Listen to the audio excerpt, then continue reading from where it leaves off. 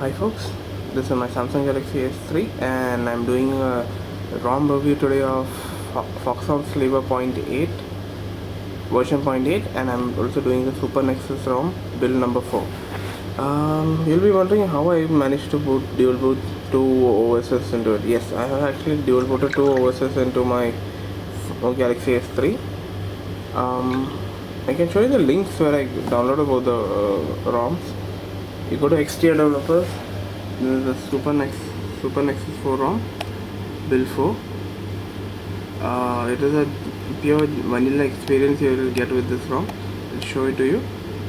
It's Android 4.1. It has all Jelly Bean features and apps. No visual change. Stock Jelly Bean feed. It turns a Jelly Bean into Jelly Bean Nexus and the Foxhound Silver ROM. This is a stock Samsung based ROM. You can completely customize each and every feature in this ROM.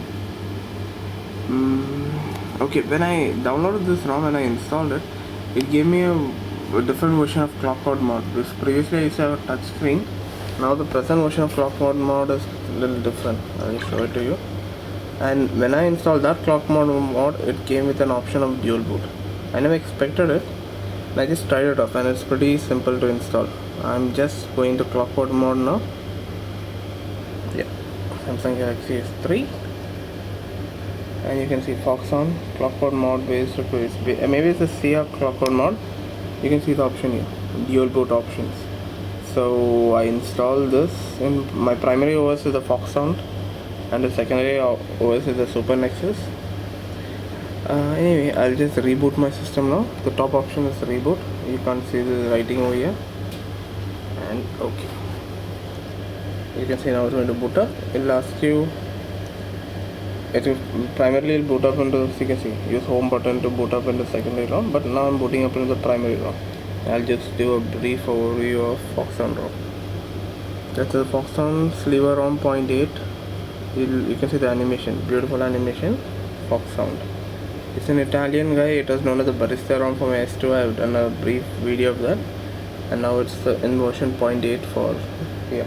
You can see the feeling is Samsung based ROM. Just same irritating water ripples.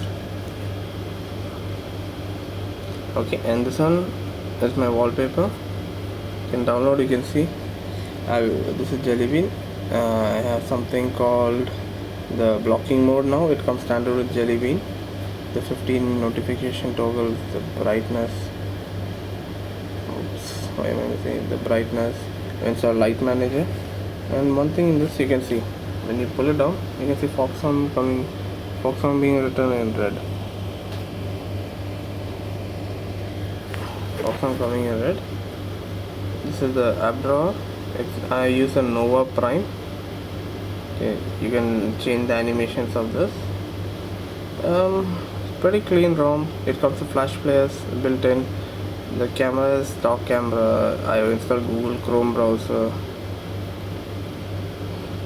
Comes with the video player. It's stock Samsung kernel. There's nothing much I can show on this. It feels the same.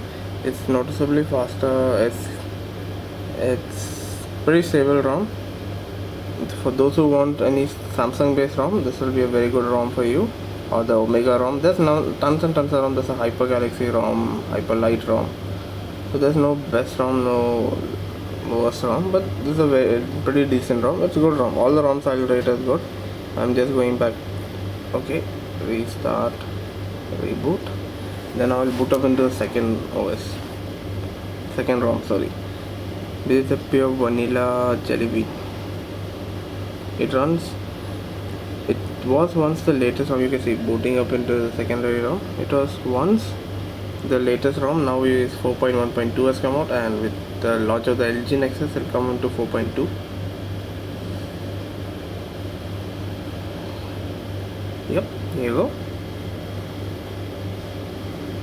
Google now. Yep, here you go. This is just a purebred Nexus ROM. You can see the usual 5 home windows,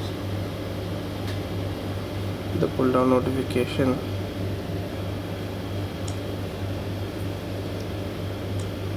about perhaps 4.1.1. Now it's 4.1.2. Will soon come for all the other ROMs. Go back. You can see stock stock Jelly Bean camera. And you can pull it up. The camera strip. And swipe up, swipe up, swipe up to delete.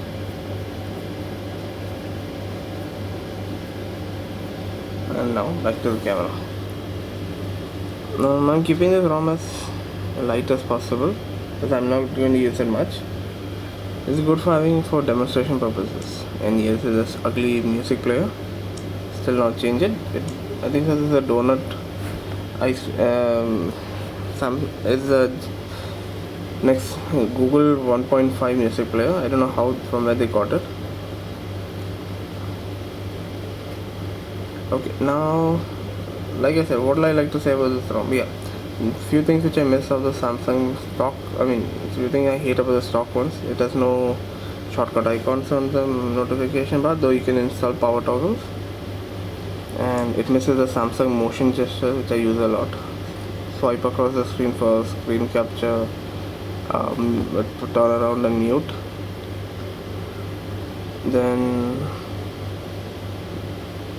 And yeah, the camera doesn't have a lot of settings options. It feels more like an iPhone with minimum options. But this is fast, this is light. For those who want stock experience, they can go for this or Liquid Smooth ROM. With Liquid Smooth ROM, I think having a slightly better battery than Super Nexus ROM. Yeah. Now, one thing about this ROM, initially when I used to install it in my Samsung, in my S3, it never used to work. The Wi-Fi never used to work. And then I used to get the message, install the stock Samsung kernel, then it will work. And now because of the dual boot option, I think it's working flawlessly now again. But like I said, this ROM I'll just keep it for experiment purposes so that I can try other Jelly Bean based ROMs. And like I said, I prefer Jelly Bean based experience. It's much more smoother and cleaner than Samsung. But